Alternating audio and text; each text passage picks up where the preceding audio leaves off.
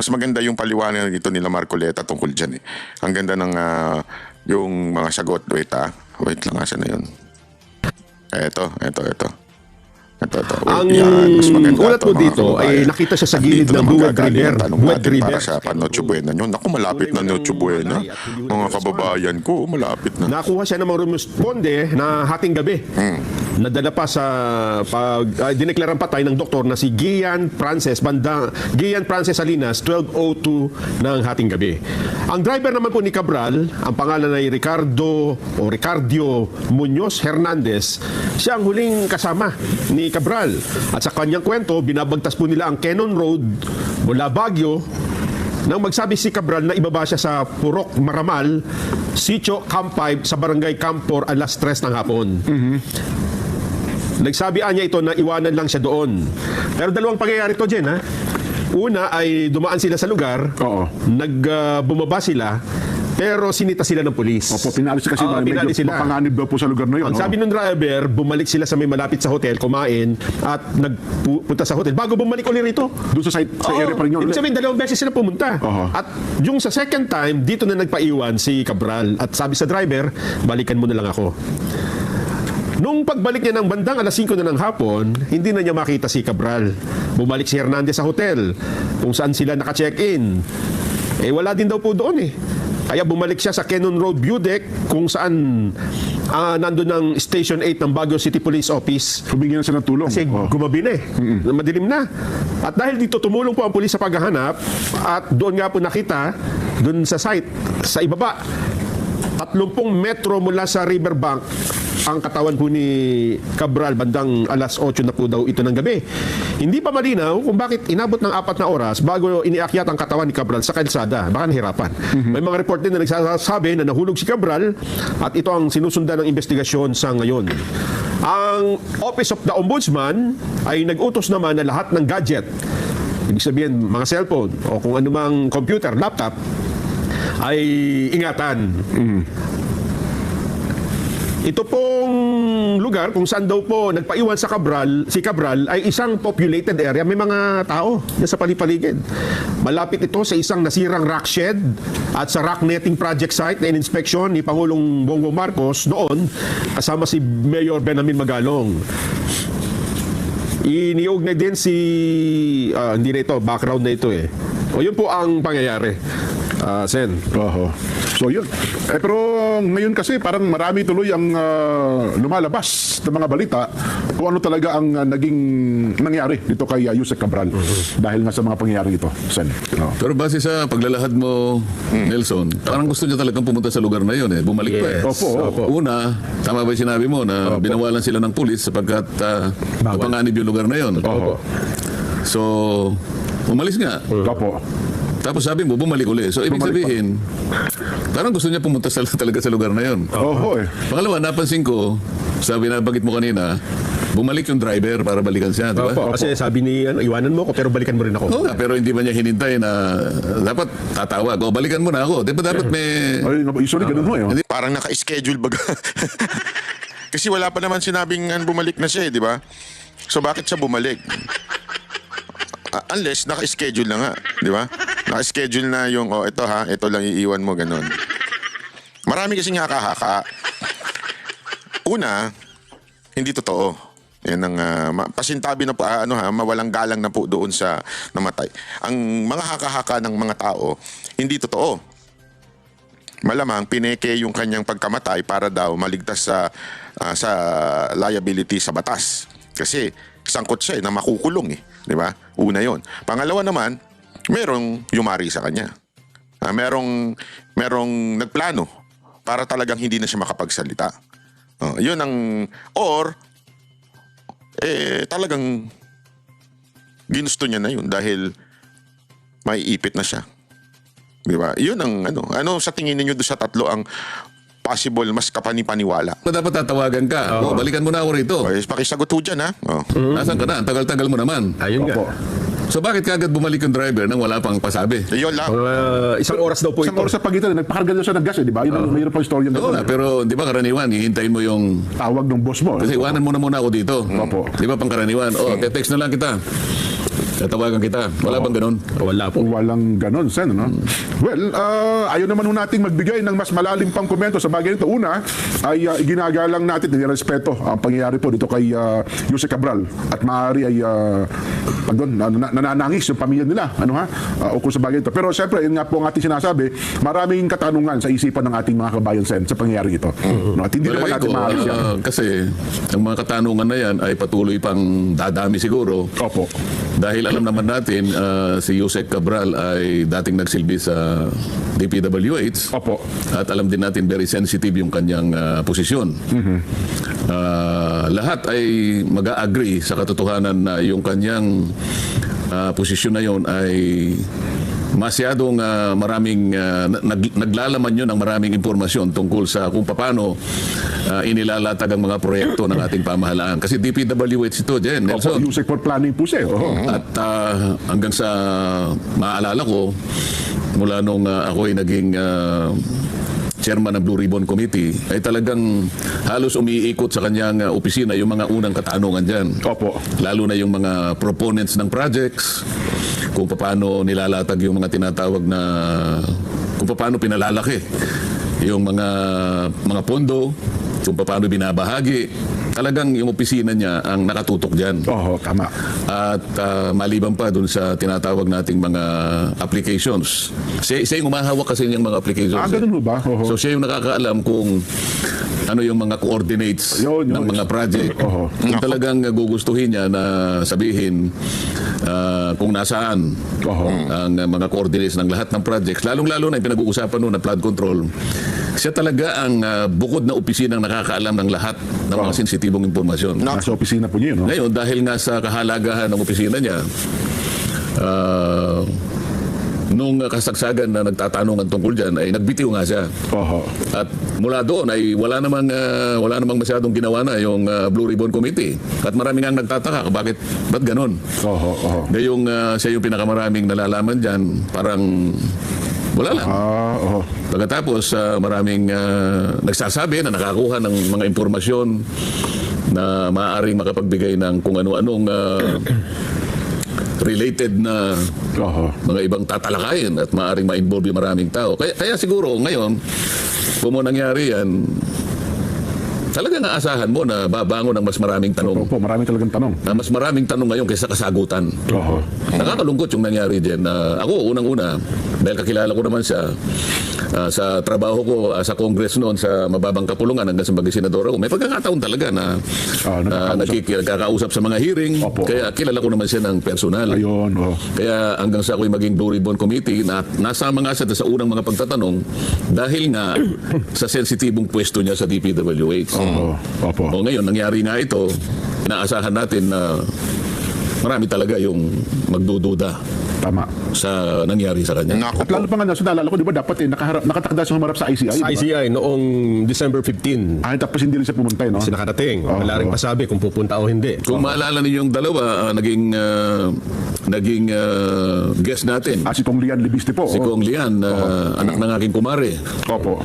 At mula sa kanya ay nagsabi siya rito at dito niya unang inilahad Yes. na meron siyang nakuha mga sensitibong impormasyon na binigay mismo. Naku, may revelasyon si dito, si Senator Marcoleta.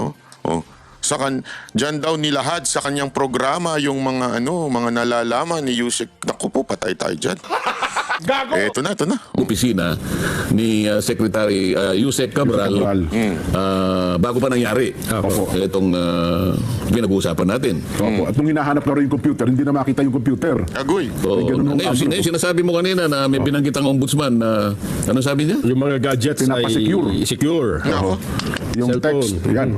Kasi sa forensic investigation, baka, ano bang tanong? Kasi kung may katagpo ba siya doon, siya lang ba ang kusa na tumambay doon? Bakit, ang tanong bakit dalawang beses pa siyang bumalik doon sa nabanggit na lugar? Bakit ang ombudsman ang nagsabi noon? Siguro kung ombudsman na nakuha ng reaksyon, diba dapat pulis? Oo nga, no? Dapat kasi- Nagkamali kayo dyan, mga kapatid.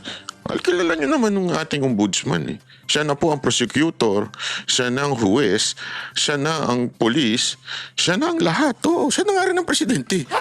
Gago! Hindi nyo alam yun? Naku naman mga sir, hindi nyo po ba alam yun? Nagpapatakbo sa Pilipinas, mga Remulla. Yung siguro, yung mga investigador. Opo, yung mga pulis. Kasi kung hahanap ka ng lead, halimbawa, pero ipaalam niya sa mga mga partido ni Yusek Cabral. Cabral. Opo. Sa tingin ko, hindi yung ombudsman ang magpapanukala ng ganun, kundi yung mismong mga investigador na nagsisimula para malaman ang mga katotohanan sa pangyayaring ito. Bagay, malamang SOP naman sa mga pulis. Siguro nakuha lang ng reaksyon ng reporter, si Ombudsman Remulla. Ano ha? Pero doon sa punto lang, aspetong legal lang, may epekto ba ito sa kaso, sa kontrobersyal ngayong ating kinakaharap? Kung legal aspect lang po, walang... Yan, maganda to. Kasi ang tanong nila ngayon, di ba, ano magiging epekto nito sa iskandalo ng flood control? Ang magiging maraming epekto sa tingin ko kasi nga yung sa dami ng mga impormasyon na dapat sana ay nailahad niya o naikwento niya, maaring yung iba ngayon ay hindi na makikita. Ayun. Di ba? Opo. Maaring tamaan naman ng mga impormasyon na yan ay medyo nagsasaya siguro. Ayun. Oho. Kaya kung tatanungin mo kung anong magiging epekto niyan, merong nalulungkot talaga, merong nagsasaya. May lihim pa na, well, tama kayo. Kasi Opo. yung mga dapat na maibahagi, alang-alang dun sa ikalilino ng sino ba talaga ang nagpasimuno niyan. Kaya yung binabanggit natin dito, Opo. palagi natin binabanggit. Sana sa lalong madaling panahon, makita natin kung sino yung mga masterminds, hindi ba? Opo. Ngayon, isa sa epekto, baka mahirapan kung paano may tuturo lahat yun, di ba? Naku, patay tayo dyan. Dahil sa pagkawala Kung tatanungin mo ako, kasi simpleng-simple lang naman, mas maganda. Maraming magkukwento, maraming mapagkukunan ng impormasyon. Opo. Pero sa nangyaring ito, maaaring mapigilan yung iba. Pero sa kasaysayan naman, kung minsan mayroong tinatawag na yung twist of fate. Opo. Sa ibang pagkakataon, bigla na lang lilitaw naman yung mga ibang kasi mag-iiwan naman ng bakas lahat Tsak po yun. Di ba? Oho. Hindi naman isang tao lang siguro nakakaalam sa kanyang opisina, mga ganun. Well, anyway, ako naniniwala naman sa makabagong kaparaanan ng investigasyon ngayon sa part ng Baguio PNP at ng Cordillera. Tsak, magkakaroon ng malalimang investigasyon siguro, Sen. Ano talaga naging dahilan Pero may problema. Ito problema. Pakinggan ninyo. ng naging kamatayan nitong si Yusek Cabral? Hindi lamang yung kamatayan niya mismo, kung hindi yung epekto ng pagkawala Ayan, niya. opo. Kasi nga, nawala siya habang hindi pagganap na natutukoy ang lahat ng dapat matukoy. Oho. Habang naglalaro pa sa isip ng mga mamamayan natin, saan na ba patungo yung mga investigasyon na yan? Ayan. Bakit Opo. nangyari itong ganito? Oho. Di ba? Pero patataka ko na sa mga tama ba yung video footages? Bakit binalot siya ng plastic? Parang Parang foil na hindi ko alam eh. Di ba? Hindi- Ano kaya nangyari doon? No? Ipakita mga direct. Ayan, yan, no? Bakit siya kaya binalot ng foil, no? Paano niyo naman alam na foil Ayun yan? po, ibon siya, no? Ako, hindi ko alam kung ano yan. Baka yan naman talaga yung ginagawa SOP? ngayon Para isabi para i-preserve po yung bangkay. Parang hindi naman. Well, parang ngayon lang ako nakakita ng gano'n. No? Na-accident, bumagsak Yung body bag, ano? Oo, yung body bag lang ba 'yon o ayun, no? Kasi parang binilot siya, no? Di ba? O body bag ba yung ginamit sa kanya? Well, anyway, no, nagtaka lang ako doon sa nakita nating yung paraan. Ay, no. Ang sabi naman ni Kong Lian Lebiste tungkol dito sa pagkamatay ni Yusek Cabral, ang sabi niya sa kanyang Facebook account, yung una niyang post ay may listahan sa computer ni Yumaong Yusek Cabral ng lahat ng proponents ng DPWH insertions. Okay. May iilang, may kopya nito. Kung lumabas lang ito, tapos na ang mga investigasyon. Yo. At sinundan niya after 7 hours, ang files ni Yusek Cabral ay inaprubahan ng DPWH na ibigay sa akin noong September 4. Ipinakita ko ito sa ICI noong November 18 at 19 at sa Ombudsman noong November 26. May kopya rin ang DPWH nito. Pero mukhang sabi ng ICI, wala silang kopya nito no? Nakita lang nila. Kaya nga humingi siya ng kopya kay ano eh. Oo. Ano binabanggit mo, Nelson, na si mismong si Kong Lian ang nagbigay ng mga sinasabi mong pangalan ng proponents? Yung galing kay... Yung nakuha po sa computer. Oo nga, dahil nakakuha si Kong Lian ng kopya noon, ibinigay niya sa ICI. Hindi po, ipinakita lang. Pinakita. Nung humarap siya doon, ipinakita At niya. nanghingi nga raw ng kopya. Kasi wala doon silang kopya pala noon. No, meron ba kayong kopya nito? Nagtataka nga sila, walang kopya. Oo. Pero binigyan sila ng kopya. Binigyan daw po. Doon natin na-interview dito, Sen. Binanggit niya, nagbigay siya ng kopya doon sa ICI. Yun po yung sabi ni... Total, tinitindigan naman ni Kong Lian. Ibig sabihin talaga, binigyan ng kopya ang ICI. Oh, yes, Sa mga po. tweet, Oo. alam ng ICI kung ano yung nilalaman ng computer. Oo, pero may problema dyan. Kasi in every document presented in the court, you have to say to the court na akin yan, ako gumawa niyan, at yan ay lehitimong kaalaman ko. Kasi alam mo, meron nga akong kakilala na na-demanda siya dahil sa libel or something na nilabas niya sa Facebook. At na-dismiss yun, alam niyo kung bakit. Sabi ng korte, walang authentication from Facebook. Na yan ay talaga lumabas sa kanila. Kasi authentication is very important in court. Kung ang isang tao ay patay na, paano niya sasabihin, sa aking galing yung listahan na yan? Ako talaga ang sumulat dyan. Kasi pwedeng magkaroon ng dagdag bawas doon sa listahan na yun eh. Di ba?